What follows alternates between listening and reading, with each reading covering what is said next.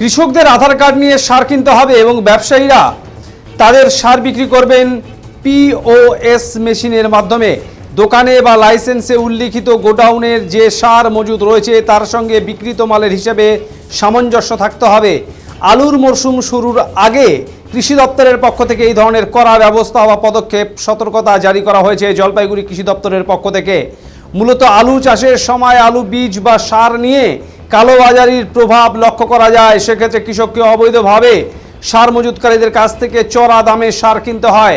এতে অনেকটাই ক্ষতির সম্মুখীন হন কৃষকরা। সে কারণে ফি বছর কৃষি দপ্তরের পক্ষ থেকে এই ধরনের কড়া নির্দেশিকা জারি করা হয়েছে। যদি এই নির্দেশিকার পর কোনো ব্যবসায়ী পিওএস মেশিনের সঙ্গে লাইসেন্সে উল্লেখিত দোকানের মজুদ সারের হিসেব না মেলে বা লাইসেন্সে উল্লেখ না করে ব্যবসায়ীরা একাধিক গোডাউনে সার মজুত করেন, তাদের জন্য কড়া ব্যবস্থা গ্রহণ করবে কৃষি দপ্তর। সোমবার ধূপগুড়ি ব্লক কৃষি আধিকারিক তিলক বর্মন একথাই জানালেন সংবাদ মাধ্যমের সামনে। ধূপগুড়ি ব্লক বরাবরই কৃষির মধ্যে আলু প্রধান এলাকা, আর এই আলু চাষ করতে গিয়ে সার থেকে শুরু করে আলুর বীজের ক্ষেত্রে নানা সমস্যার সম্মুখীন হয়ে থাকেন এই এলাকার কৃষকরা। সে কারণে আগামী মঙ্গলবার ধূপগুড়ি শহরে আলু বীজ ব্যবসায়ীদের সঙ্গে বৈঠক করা হবে জেলার কৃষি আধিকারিকদের তরফে। মূলত আলুর বীজ ব্যবসায়ীদের জানিয়ে দেওয়া হবে, যদি তারা 2 পয়েন্ট থেকে আলুর বীজ বিক্রি করেন তাহলে তাদের দুটো লাইসেন্স নিতে হবে এবং কৃষকদের অবশ্যই বীজ কেনার সময় ক্যাশ মেমো দিতে হবে।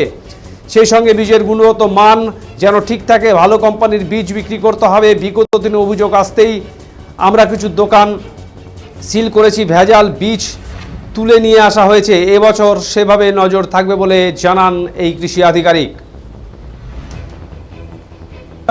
প্রথমত যে আমরা কৃষকদেরকে যাতে গুণগত মানের ভালো বীজ আর কি কৃষকরা পায় সেই বিষয়ের উপরে আমরা প্রথম এবং প্রাথমিকভাবে সব ডিলার বন্ধুদেরকে বলবো।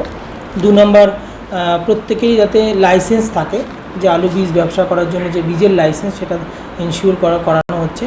আর 3 নম্বর যে বিষয়টা, 3 নম্বর বিষয়ে বলা হচ্ছে যে আপনারা কৃষকদেরকে নির্ধারিত দাম যেটা আছে যতটা কম মার্জিন রেখে বিজনেস করা যায় সেই বিষয়ের উপরে বলা হচ্ছে। আরও কৃষকদেরকে যেটা বিষয় বলা হচ্ছে যে আপনারা হচ্ছে যখন দোকানে যাবেন কৃষকদেরকে উৎসাহিত করা হচ্ছে এইভাবে যে সেই দোকান থেকে অবশ্যই যাতে ক্যাশ মেমো নেন, এবং পরবর্তীতে অনেক সময় আলুর বীজের গুণগত মান খারাপ থাকার জন্য প্রবলেম হতেই পারে, তো তখন উনি কোথায় যাবেন? তো তার জন্য ওনাদেরকে বলা হচ্ছে যে প্রতিষ্ঠিত দোকান এবং যাতে যে দোকান থেকে কিনলে ক্যাশ মেমো দেয় সেই দোকানেই ওনাদেরকে আলু কিনতে বলা হচ্ছে।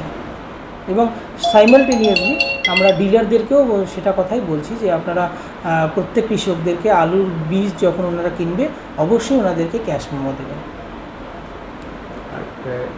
আর মানে এই যে লাইসেন্স ছাড়া যারা ব্যবসা করছে বা বিগত দিনে দেখা গেছে, গত বছরও দেখা গেছে যে কোনো কাগজপত্র নেই, আমাদের এখানে যে আমরা যেটা পদক্ষেপ নিয়েছি, যেমন বিগত দিনে আমরা কিছু কিছু দোকান আমরা বন্ধ করেছি, আলুর বীজ উঠিয়ে নিয়ে এসেছি, যদি সেখানে ভেজাল বীজ যদি আমরা দেখেছি, তো এই বছরও আমাদের সেই অভিযান জারি থাকবে এবং আমরা ডিলার বন্ধুদেরকে অবশ্যই নির্দেশিকা দিব বা নির্দেশিকা জারি করব যে আপনারা যে অবশ্যই লাইসেন্স নিয়ে উপযুক্ত স্থানে, এবং যদি 2টো সেল পয়েন্ট হয় 2টো লাইসেন্স আমাদেরকে অবশ্যই দপ্তর থেকে নিতে হবে। এইভাবেই হয় যে আলু অধ্যুষিত এলাকা যেগুলো আলুর চাষ বেশি হয় সেখানে কী হয়, মানুষের মধ্যে একটা পার্টিকুলার সার একটা মানুষের ইমোশন থাকে যে না এই সার কোম্পানি দিয়ে করলে মানে সার বেশি হবে।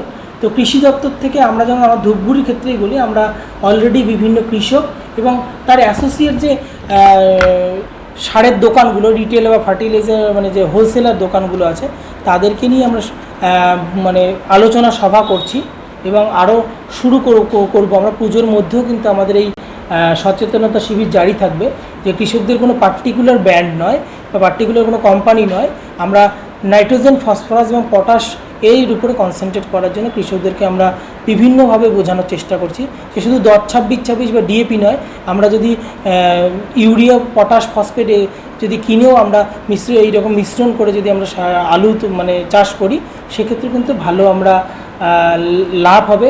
একে ধারে যেমন কি চাষের খরচটা কমবে, আমাদের কিন্তু যে আমাদের মেইন মোটো যেটা যে নাইট্রোজেন, ফসফরাস, পটাশ, ওখান থেকেও কিন্তু আমরা সেটা পাবো। এই মুহূর্তে যে চাষের অবস্থা এবং কৃষি জমির যে হাল, মানে এই যে তীব্র দাবদাহে তাতে কি আলু চাষের উপরে কোনো রকম প্রভাব পড়বে? আপাতত তো আলু যেটা হয় আমাদের জ্যোতি অনেক দেরি আছে, আপাতত কিছু চর এলাকায় আমাদের মানে আর্লি জলদি জাতের কিছু আলু হয়। তো সেক্ষেত্রে যা ওনারা অ্যাজ ইউজুয়াল যেরকম করে, কারণ ওই জমিগুলোতে জল দাঁড়ায় না, অ্যাজ ইউজুয়াল করতেই পারে। তবে যেহেতু বৃষ্টি হচ্ছে বা আবার হালকা রোদ হচ্ছে, হয়তো ওদের 4-5 দিন বা 7 দিন একটু দেরি হতে পারে।